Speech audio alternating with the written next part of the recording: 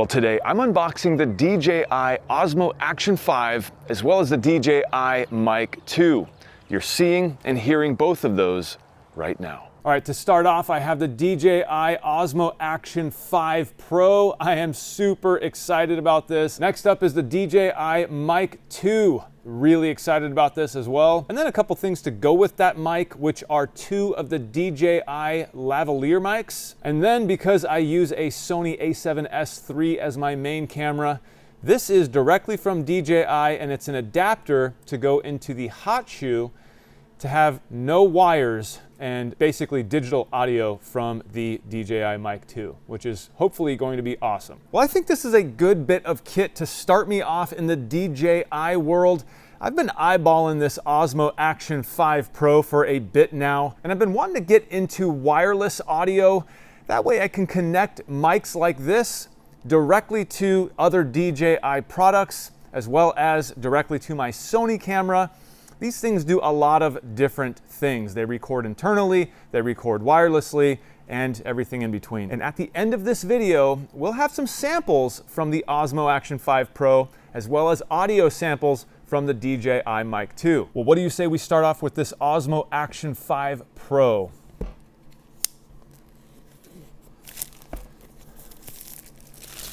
And I already cut through that sticker. It looks like there's a couple tabs in here, and we'll just pull out one of these boxes. This one says on it, Osmo Action 5 Pro. And this is the adventure combo, so it does also come with a selfie stick. And this one's pretty cool because it has a 1/4-20 thread on the bottom, so I can't wait to look at that. So that's it for the box. It is empty. This is the little accessories box. Let's go ahead and pour this out. A couple adapters, and we also have the charging case. We also have a USB-C to USB-C cable here, some stickers and stuff. All right, the little action cam adapter, pretty cool. It's got a little rubber pad on there. Let's go ahead and open up this battery charger case. Nice and small, look at that. I can almost completely hide that in my hands. 3 LEDs right here on the front, as well as a button, and you can see those LEDs light up. Let's go ahead and open the lid. And you can see we have 3 of the brand new 1950 milliamp batteries. So these are 3 new batteries with the release of the Osmo Action 5. Okay, digging a little deeper.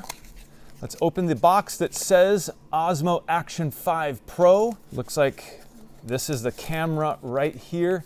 We'll get into that in 1 second. This is the little cage that comes with it.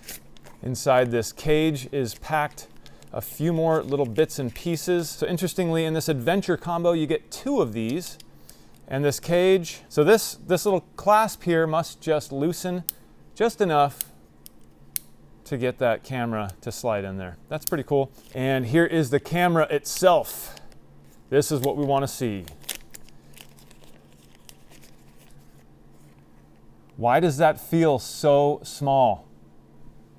That's way smaller than I thought. And I'm super stoked about the somewhat giant, you know, in comparison, rear OLED screen and front OLED screen. So let's see how this works. That's a pretty, wow, that's a strong magnet. I like that. I like that a lot. You've got a side door on this side for the battery and SD card. And then you have another little door on this side, which is the USB-C port. Let's peel this plastic off the front screen, shall we? FOV, field of view, is 155. It's an f2.8. It also shows the sensor size, which is 1/1/3. Oh my gosh, that magnet is crazy. I just want to take a look at the GoPro. This is the GoPro Hero 10 that I've had for quite some time now and really enjoyed this thing. That DJI Action 5 is smaller. It is shorter, definitely significantly shorter, but it's definitely really cool to see just how small these things are getting. And the sensor is a lot larger in here this time around. And I think that these are turning into kind of a pocket cinema camera. All right, so let's look at the selfie stick here. Really stoked about this one because from what I've seen online, it looks to be a nice high quality stick. I don't really know how to use it. Do you just pull it straight out? You do. You just pull it straight out. That's easy. Wow, there's 1, 2, 3, 4, 5, 6, 7, 8 different lengths there. This thing can get really, really long. Wow. All right, on to the DJI MIC 2. Let's get that plastic off of there. And I think this is a little flap there. It is. All right, let's go ahead. And all right, it comes with this bag that everything fits in. That is pretty cool. So this is a very nice bag. It feels like it's some sort of canvas that's, you know, coated in like a rubbery material. You can tell the zipper, they covered that, so it's like a waterproof type of zipper. And then you open it up and are greeted with, well, of course we know this guy, right? This is the MIC 2. This is the charging case. It's cold because it's, I believe this is made out of aluminum or some kind of metal, but it feels really nice. That is a nice compact unit. I love that they give you this bag for it all, because then you can kind of keep everything in here, which we have all of our accessories. This is a little dead cat. And then deep in the pockets here, we have some cables. This is a regular USB to USB-C. Here's a pretty decent looking 3.5 millimeter from the receiver to the camera. All right, let's take this charging case back out. And yeah, this is a really small case. Look at the battery case with the 3 batteries for the Osmo Action. And the charging case, I mean, obviously the charging case is a little bit thicker because there's more in here. All right, and it looks like we need to press a button to unlock. You can see that button there. And that opens, or allows you to open the lid. And wow, I opened it up and I can immediately see both of these transmitters blinking. And then the receiver, the screen just turned on and lit up. That is pretty cool. Can you guys see that? Wow, look at that. That is tiny. These do have their own 8 gigabytes of internal storage. Looks like we have a power button and then maybe a link button. The other side shows the typical record button. We have a USB-C port, another LED, and you can see the top here has the screen. Basically, this is where the internal mic is, and then you have the 3.5 millimeter port there for your lavalier mic. We'll get into that in a second. There's some contacts on the bottom for when you plug this thing in to the case to charge. So this case is magnetized. When I just put that in, it like sucked it in. Let's go ahead and take this receiver out. That is really cool. It's so much smaller than I thought it would be. I hope that's coming off on camera. Let me hopefully show you how small this thing is. So on the back of this, you have a USB-C port.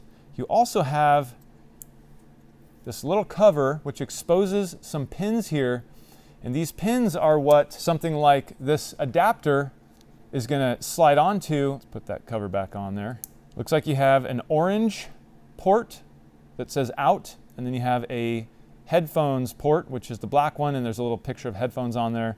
Of course, you have this touch screen. This is also OLED, and then you have this little scroll wheel, scroll through some things. Anyways, I'll have to figure out how to use this thing. This whole system looks and feels really good. Of course, there are some adapters in here, and this is what I was talking about, where you can direct mount this to a cell phone.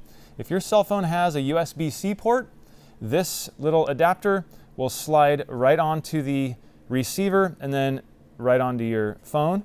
And then they also have one for, you know, older iPhones. This is a lightning port, which is pretty cool because my phone, my iPhone 12 Pro, uses a lightning port. And so I can slide this right onto this receiver and then slide it right onto my phone. There's no cables or anything hanging out anywhere. Okay, so let's get into this adapter.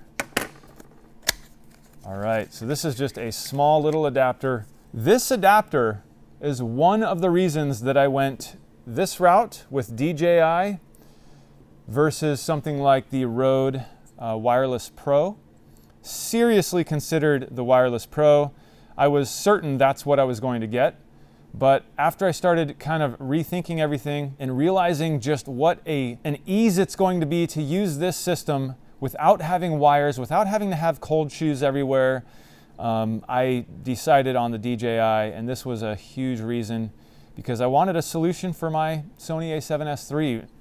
And then this little door on the back that I was showing you slides off, and then this should slide right on, just like that. So now this thing becomes a receiver for just like a native hot shoe mounted receiver, and there's no cables, no wires.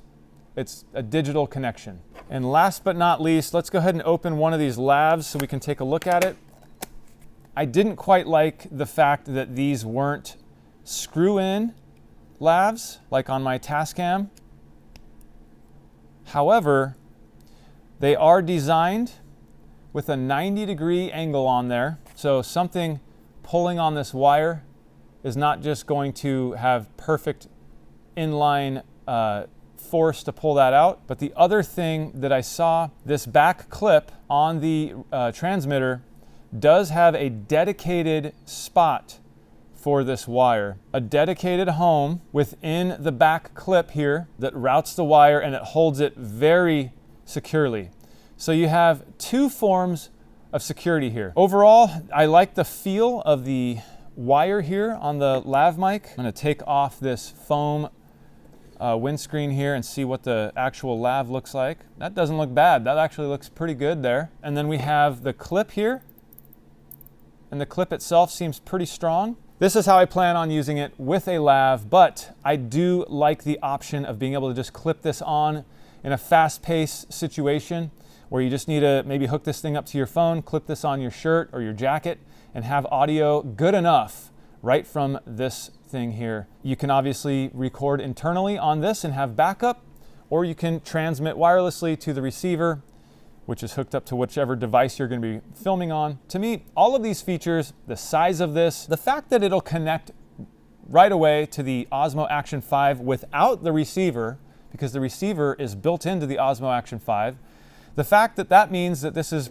basically future-proof if I go and pick up, say, for example, next year, the Osmo Action 6 or any other DJI cameras, I think this is going to be the way going forward. This mic system and the next mic systems are all going to be compatible with their devices. So to me, this basically became a no-brainer. All right, well, off camera, I just went through, figuring out how to use the DJI Mic 2 with my phone. Right now, what you're listening to is my Tascam DR10L, which I love. It is wireless in that it's not wired to the camera, but this doesn't transmit anywhere. This is just lavalier onto this little pack down here, which is one AAA battery powered. You slap a micro SD card in there, and when you're ready to edit, you just take the micro SD card out, you bring in your audio files, and you line them up with the scratch audio from the camera. What I'm going to do now is give you a quick sample of the DJI Mic 2 plugged into my iPhone. Just plug it in to the bottom, click. You can see a little graphic on the receiver that shows that it knows it was connected. Okay, so a quick little audio test here. You can see I'm holding this Mic 2 directly below my mouth, very close. So this sometimes, you see a lot of people on YouTube doing this where they're literally holding the mic, and it actually feels rather natural. I'm sure you get used to it and know not to, wave the mic around like this when you're talking. I'm sure you'd get really used to it. I don't feel like that's a good use of this thing. I feel like the whole purpose is to be able to strap it on your shirt or something and not have to think about it. So I just wanted to give you an audio sample of this Mic 2 without the dead cat. Next, I'm going to put the dead cat on it. All right, so same thing. It is transmitting. You can see I have the dead cat on here now. And for me, I just was curious, does that change? Does this change or muffle the sound at all? Does it sound better? Does it sound worse? Can you even tell a difference? Hopefully not. Hopefully the dead cat doesn't change. I'm sure it will change somewhat, but hopefully it doesn't make it sound worse. All right, so now we have the DJI Mic 2. It's magnetized to my jacket, and dead cat's on. So it is pointing up, it's pointing to my mouth. So this is probably the majority of the way people are going to use this thing, because the kit doesn't come with the lav mics. Unfortunately, I do think it should. But I bought 2 lav mics because I plan on using these with lavs. So what does this sound like compared to my other lav mic, my Tascam DR10L? Right now, I'm talking through the Tascam DR10L, and right now, I'm talking through the DJI Mic 2. And this is an audio test. What does it sound like? Which mic sounds better? Do you like one versus the other? Let me know. And this is an audio test. What does it sound like? Which mic sounds better? Do you like one versus the other? Let me know. So what we got going on here is the way I plan on using these most of the time as of right now. I have the lav, the DJI official lav, plugged in to this transmitter right here. And you can see I've routed the cable the way it's supposed to be routed. But you can also see my Tascam mic is directly opposite. So if I'm just talking to the camera, and this is normally, I feel like they're pretty even. I think the DJI mic might be a little bit higher, but I think it's pretty even.